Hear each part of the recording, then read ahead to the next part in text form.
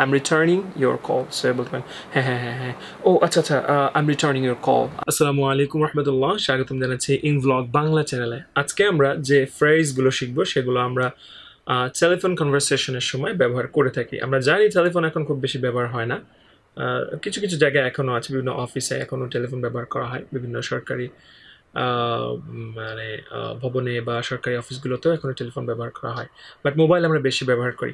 তবে এই ফ্রেজগুলো যে শুধু টেলিফোন কনভারসেশনের জন্য তা না, এর মধ্যে বেশিরভাগ ফ্রেজই মোবাইল কনভারসেশনের জন্য ব্যবহার করা যায়।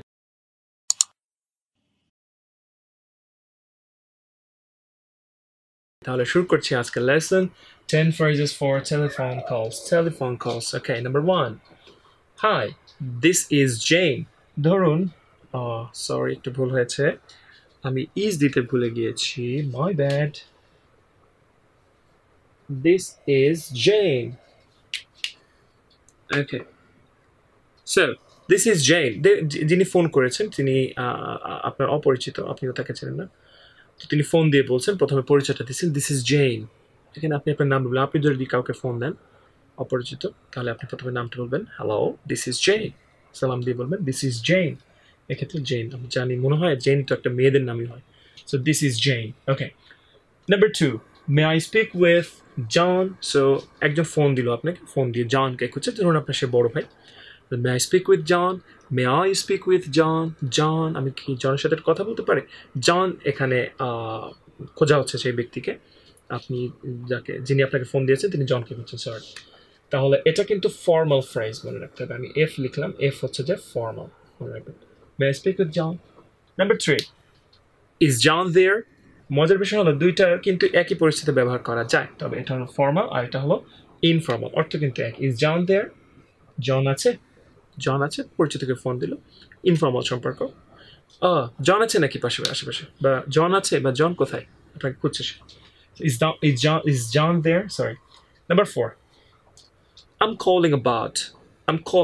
একজনকে ফোন দিল, ফোন দিয়ে আপনাকে কিছু তথ্য দিতে চাইছে কোনো একটা বিষয়, তখন সে বলতে পারে I'm calling about। অথবা আপনি কাউকে ফোন দিয়েছেন কোনো একটা তথ্য জানার জন্য, কোনো বিষয়ে তাকে নোটিফাই করার জন্য, তখন আপনি বলতে পারেন I'm calling about your school, I'm calling about your kids, I'm calling about the result of your kids or something else. অনেকে প্রমোশনাল ক্যাম্পেইন করে বিভিন্ন প্রোডাক্টে, সেখান থেকে কল দিতে পারে। ওকে, so I'm calling about.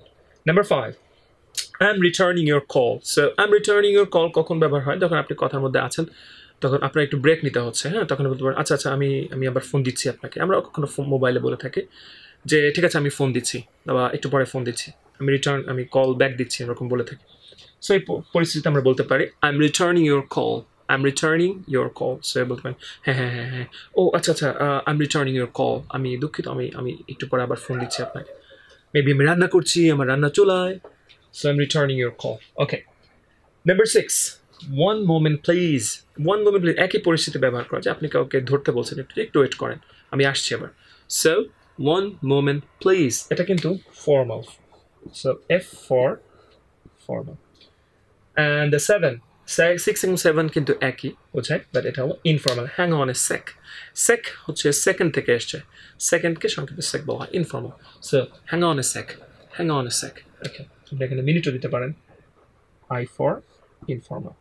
So hang on a sec, hang on a sec, অর্থাৎ খুব ইনফর্মাল পরিবেশে আমরা প্রয়োজন হলে এটা ব্যবহার করতে পারি। আচ্ছা, number 8, he is not here, would you like to leave a message. আপনি যাকে ফোন দিয়েছেন বা কেউ আপনাকে ফোন দিয়েছে, আপনার খুঁজছে জন আছে, আপনার ভাইকে খুঁজছে, আপনি বলতে পারেন ও তো এখানে নাই, আপনি যদি চান কোনো মেসেজ রেখে দিতে পারেন আমাকে, বা আমাকে কোনো মেসেজ দিতে পারেন, আমি পৌঁছে দেবো। সো আপনি প্রথমে বলছেন হি ইজ নট হিয়ার, সেখানে নাই, good. Would you like to leave a message, আপনি কি কোনো মেসেজ দিতে চান, কিছু বলতে চান, আমাকে কিছু বলতে হবে তাকে, আমরা বলি অনেক সময় আমাদের কথার মধ্যে, তো তখন আমরা এটা বলতে পারি would you like to leave a message, আপনি কোনো মেসেজ দিতে চান, দিতে পারেন। Okay, number 9, could you ask him to call me back. ধরুন ওই একই পরিস্থিতিতে আপনি যখন বললেন আপনি কোনো আমাকে মেসেজ দিতে চান বা কিছু বলতে হবে তাকে, তখন ধরেন তিনি বললেন এই কথাটা, could you ask him to call me back. আপনি কি জনকে বলবেন বা তুমি কি জনকে বলবা বা তোমার ভাইকে বলবা যে আমাকে একটু ফোন দিতে, তার মানে তোমার ভাইকে আমাকে ফোন দিতে বলো যে আমি ফোন করেছিলাম, আমাকে ফোন করতে বলো, call me back. So once again, could you ask him to call me back. তুমি কি বলবে তাকে আমাকে ফোন দিতে? ওকে, and the last one is thanks for calling. So thanks for calling, এটা সাধারণত আমরা কথা শেষ করার জন্য, শেষ করা আমাদের দৈনন্দিন যে কথোপকথন তার মধ্যে শেষে আমরা সাধারণত ব্যবহার করি না। সাধারণত এটা হয় কখন, যখন কেউ কোনো অফিস থেকে কোনো অফিসিয়াল ফোন দিল বা একটা বিষয়ের তথ্য দিল, বা হচ্ছে থেকে একটু ফর্মাল কোনো একটা বিষয়ে ফর্মালি যদি জানানো হয়, কোনো একটা বিষয় যদি ফর্মালি আপনাকে জানানো হয়, সেজন্য আপনাকে ফোন দেওয়া হয়, তখন আমরা এটা সাধারণত বলে থাকি থ্যাংকস ফর কলিং, ফোন দেওয়ার জন্য ধন্যবাদ। Okay, so this is all about phrases for telephone calls. আমি আশা করি আমি বোঝাতে পেরেছি আপনাদেরকে, আর লেসনটি আপনাদের ভালো লেগেছে। যদি ভালো লেগে থাকে তাহলে আমাদের চ্যানেল সাবস্ক্রাইব করবেন ইনশাআল্লাহ, এবং ওখানে একটা বেল আইকন আছে, ক্লিক দিয়ে রাখবেন যেন আমরা লেসন দেওয়ার সাথে সাথে সেটা সরাসরি আপনার কাছে পৌঁছে যায়। আর একই লেসনটি ইংরেজি ভার্সন দেখতে হলে ভিজিট করুন www.youtube.com/ingvlog, এই চ্যানেলটি আপনাদের জন্য আরও চমৎকার লেসন নিয়ে আসছে ইনশাআল্লাহ। ভালো থাকবেন। আসসালামু আলাইকুম রহমতুল্লাহ। Hello, this is Jane. May I speak with John? May I speak with John? John, is John there? I'm calling about. I'm returning your call. I'm returning your call. So বলবেন হ্যাঁ, ও আচ্ছা, I'm returning your call. Maybe আমি রান্না করছি, আমার রান্না চুলায়।